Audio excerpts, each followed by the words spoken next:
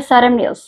గోదావరిఖని పట్టణం ఎల్బీ నగర్ లోని మాతంగి కాంప్లెక్స్ లో మాల సంఘం ఆధ్వర్యంలో ఏర్పాటు చేసిన జన విజ్ఞాన పరిషత్ కమ్యూనిటీ లైబ్రరీని బుధవారం Madhya Pradesh principal secretary Alia foundation వ్యవస్థాపకులు పరికిపల నరహరి సందర్శించారు. ఈ సందర్భంగా ఆయన మాట్లాడుతూ జీవితంలో అత్యున్నత శిఖరాలకు చేరుకోవాలంటే చదువు ఒక్కటే మార్గమని సూచించారు. ఈ సూత్రాన్ని 100-150 సంవత్సరాల క్రితం పూలే దంపతులు, అంబేద్కర్ వంటి మహనీయులు తెలుసుకొని పాటించారు. కాబట్టి ఈ సంఘ సంస్కర్తలుగా, రాజ్యాంగ నిర్మాతలుగా ప్రపంచ దేశాలకు ఆదర్శంగా నిలిచారని అన్నారు.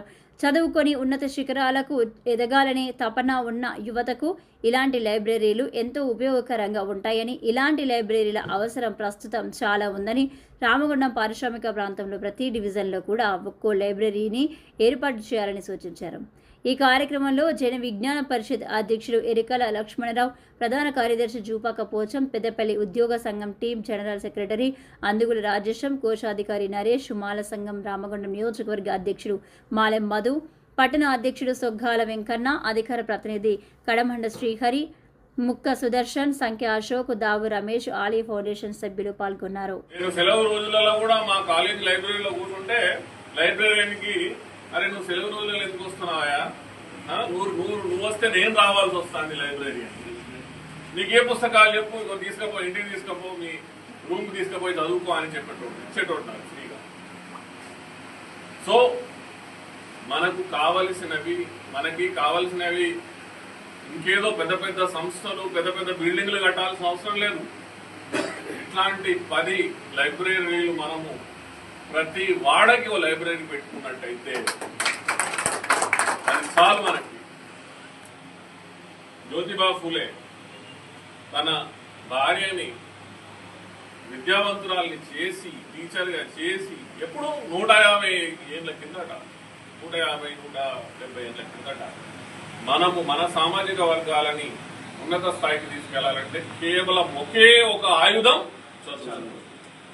ఇదందరూ గుర్తుపెట్టుకోవాలి. నేను ఈ విషయాన్ని 100,000 సార్లు మళ్ళీ చెప్తున్నా. నాకు చదువుకోవడానికి కాలేజీ ఫీజు కట్టడానికి పైసలు లేకుండా ఎంత 3,750 రూపాయలు. 3,750. అయితే దీని యొక్క లక్ష్యాలు, ఆశయాలు ఏంటంటే ఎవరైతే సమాజ సేవ చేయాలనుకున్నారో pay back to the society అనేటువంటి ఏదైతే ఒక నానుడు ఉందో దాన్ని డిజైన్ చేయడానికి ఇక్కడ రిటైర్డ్ వాళ్ళు, తర్వాత సర్వీస్లో ఉన్న వాళ్ళందరూ కూడా కలిసి ఒక కార్యక్రమం చేద్దామని చెప్పేసి సంఘంలో నిర్వహించారు. దాంట్లో భాగంగానే సాంస్కృతిక ఏర్పాటు చేయాలి. దీని యొక్క ముఖ్య ఉద్దేశం ఏంటంటే ముఖ్యంగా విద్యార్థులు, నిరుద్యోగ యువత, మహిళలు వీళ్ళని ఫోకస్ చేసుకుని విద్యార్థులకు కావాల్సినటువంటి ఏవైతే స్కిల్స్ కావాలో, అంటే ఇప్పుడు మ్యాథ్స్ కానీ, ఇంగ్లీష్ కానీ, ఫిజికల్ సైన్సెస్ ఏదైతే డిఫరెంట్ సబ్జెక్ట్స్ వాళ్లకు అవి నేర్పడానికి స్కూళ్ళలో, కాలేజీలలో వాళ్ళకి ఏదైతే ప్రాబ్లమ్స్ ఉంటే వాటికి మేము ట్యూషన్ రూపంలో ఉచితంగానే ఇవ్వడానికి చేయడం.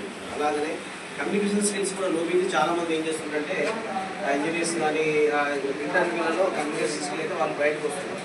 వాళ్ళకు కూడా మేము ఇక్కడ ప్రాక్టికల్ ఇంగ్లీష్ లేదా స్పోకెన్ ఇంగ్లీష్ లేదా ఫంక్షన్ ఇంగ్లీష్ అంటే వాట్ ఎవర్ దే వాళ్ళ ఛాయిస్ అన్నట్టు ఆ ఛాయిస్ ప్రకారం ఇక్కడ గవర్నమెంట్ కార్యక్రమం 5 కార్యక్రమం స్పోకెన్ ఇంగ్లీష్, ప్రాక్టికల్ ఇంగ్లీష్